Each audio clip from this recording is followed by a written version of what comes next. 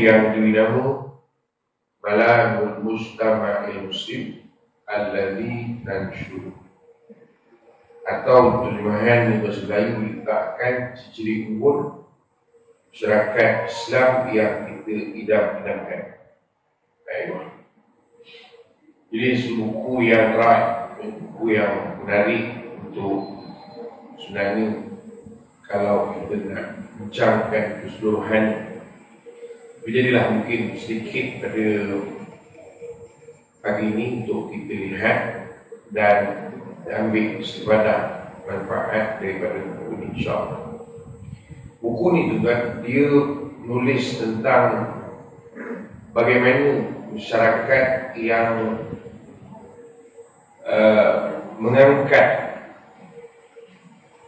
kedudukan Islam itu sehingga menjadi sebuah tamadun yang hebat. Jadi tentulah pada masyarakat tersebut ada ciri-ciri yang khusus yang dikumpulkan di dalam buku ini. Cuma yang hari ini kita nak lihat sedikit saja, dan yang kita bincang itu ialah berkaitan dengan nilai-nilai kemanusiaan. Jadi maknanya masyarakat yang mengangkat tamadun Islam itu sehingga bukan sahaja standing dengan teman-teman lain, tetapi lebih daripada apa yang dicapai oleh teman-teman yang lain ialah antaranya nilai-nilai kemanusiaan. Baik, lihat sedikit.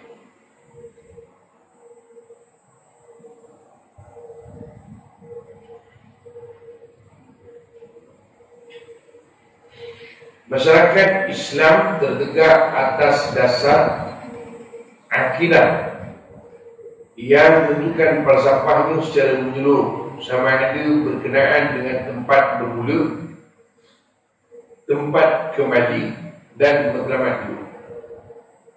Ini jelas dalam konteks kehidupan kita sebagai seorang Muslim. Di maknanya orang Islam itu dia mesti tahu dan faham tentang perjalanan kehidupan. Bukan makna asal orang kata asal jadi saja. Tak. Dia tahu ke mana dia nak pergi. Dia tahu bagaimana dia melalui kehidupan. Itu orang Islam. Sebab itu tak ada istilah kita hidup ni, kita tengoklah apa benda nak jadi, ikut je lah. Kerana kita yang merancangkan ni. Sebab itu bila orang sebut, kadang bila orang mengajak ke masjid, surau, ada orang dia kata bukan tak nak pergi, tak pernah ada masa lah.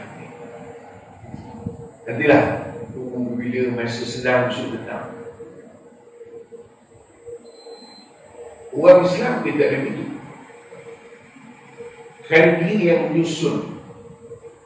Sebab itu konsepnya bukan menunggu masa datang, tapi kita yang melapangkan masa. Kerana kalau kita nak kirakan masa lapang, memang tak ada masa.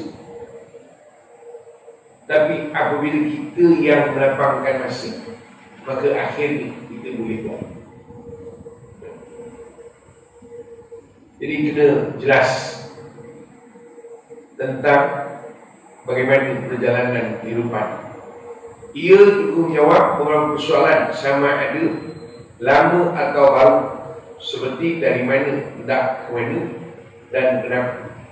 Dengan falsafah menurut tersebut akan bentuk masyarakat bertauhid serta tidak menyekutukan Allah SWT dengan sesuatu. Dan kita jelas Allah Ta'ala sudah berfirman, "Ma khalaqtul jinna wal insa illa liya'budun."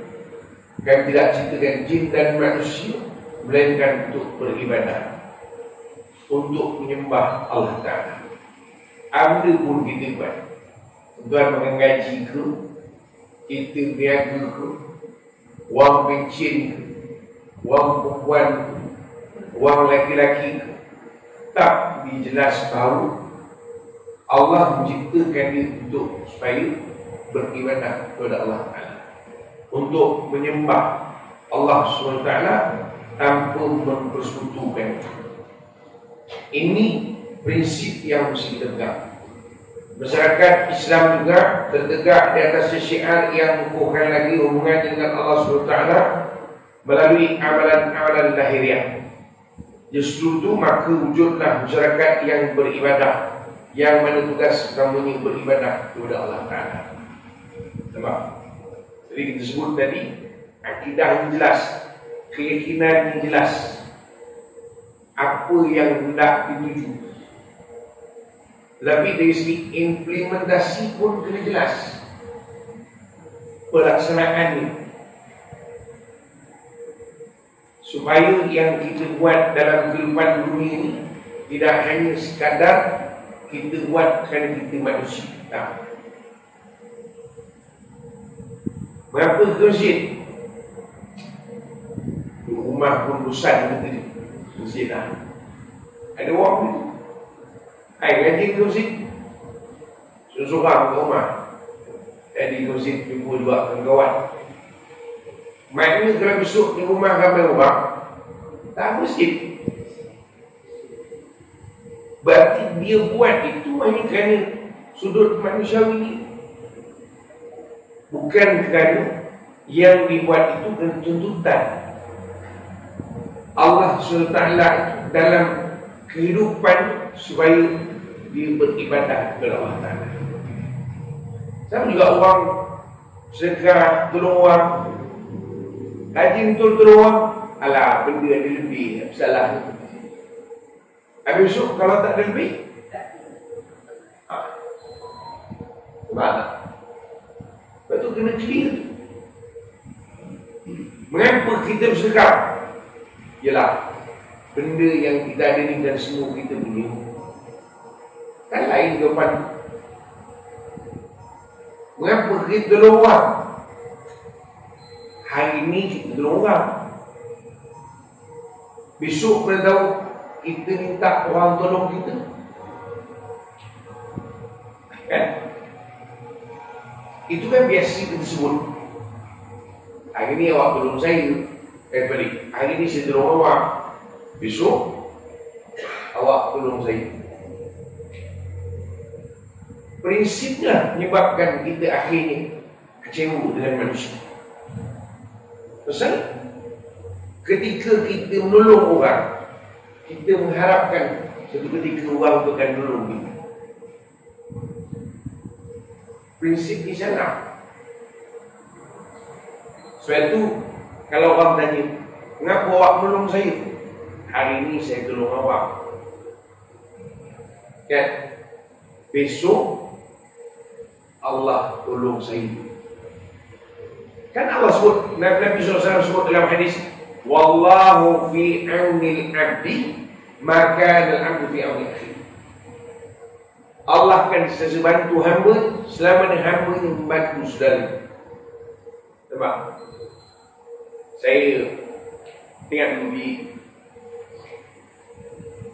satu ketika dulu lah, program di sebelah selatan, ada seorang ni, dia minjamkan kawan duit, minjamkan duit banyaklah, puluhan ribu.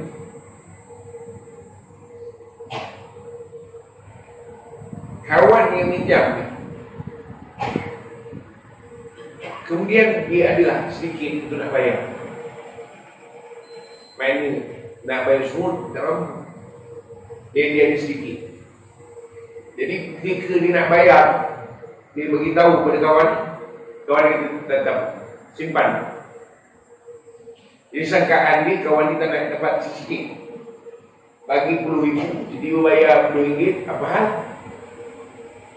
Jadi kawan simpan sampailah suatu masa jumlah yang dipinjam itu atau yang dihutang itu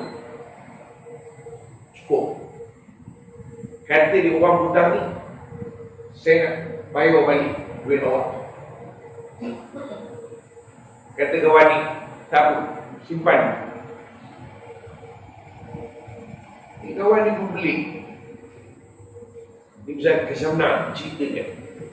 Dia kata, Ustaz, sebenarnya kepada ni, dulu masa saya nak bayar sedikit, sangkaan saya kena awak tak nak terima sikit. Kerana saya pinjam tu banyak. Sekarang bila saya dah himpunkan dan cukup untuk nak bayar, pun awak tak nak terima. Apa masalah awak? Itu jangan. Bukan masalah orang nak bayar kita terima. Orang dah bayar pun kita suruh bayar lagi. Ini orang tu nak bayar, dia suruh tanggung. Kemudian bila kawan tu dah cukup, suruh tanggung. Maka akhirnya orang ni pun tak perlu.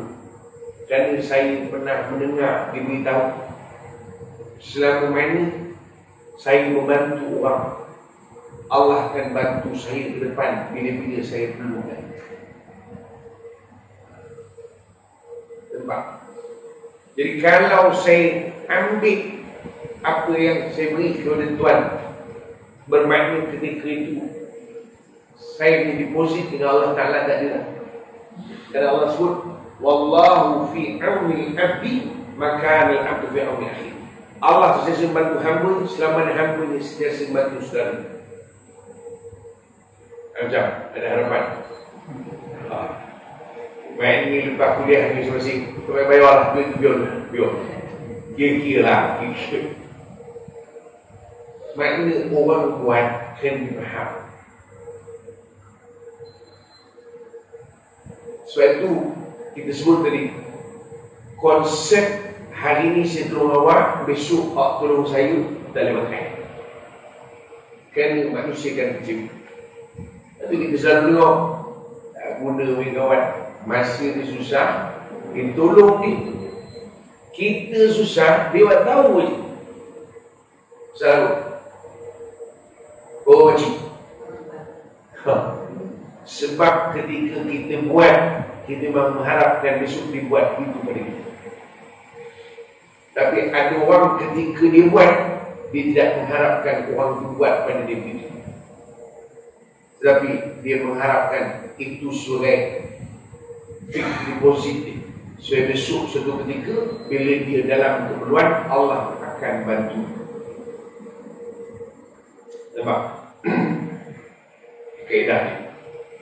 Jadi sebab itu jelas kita buat bukan kerana orang nak tengok, bukan kerana orang nak nilai, bukan kerana orang cakap, tak.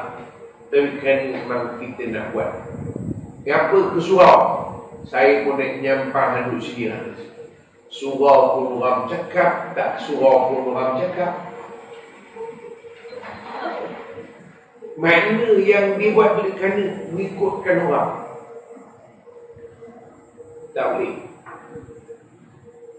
Kenapa terusik? Yalah, saya mikirkan hidup ni kalau tak terikat dengan Allah Ta'ala ni rasa macam busuk. Kan lain. Nampak? Kenapa terusik? Cuti kita besar. Contoh mana kalau tak cuti tak ada lah, tak ada. Tapi dia okey jugalah orang di cuti itu. Di sini ada orang cuti ke tak cuti ke, maknanya tak ada harapan. Sebab itu buat kerana kita beribadah kepada Allah Ta'ala.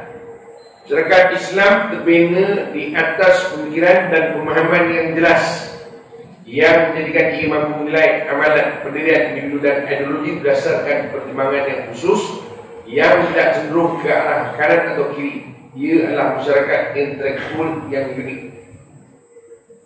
Tuan, kita kena faham ni, mengapa macam apa nama disebut orang-orang yang terdahulu daripada kita mereka berjaya membina satu, ataupun mereka berjaya mencatat satu kedudukan yang khusus berbanding orang-orang yang kemudian. Maknanya terpahat dalam sejarah zaman orang-orang dulu, umpamanya kalau kita tengok Bani Abbasiyah, orang kenal sampai hari ini kehebatan mereka ini sehingga mengumpulkan ilmu dan ilmuwan itu pada waktu itu. Umpamanya kerajaan Bani Umayyah, hebatnya mereka sehingga mereka boleh menguasai barat.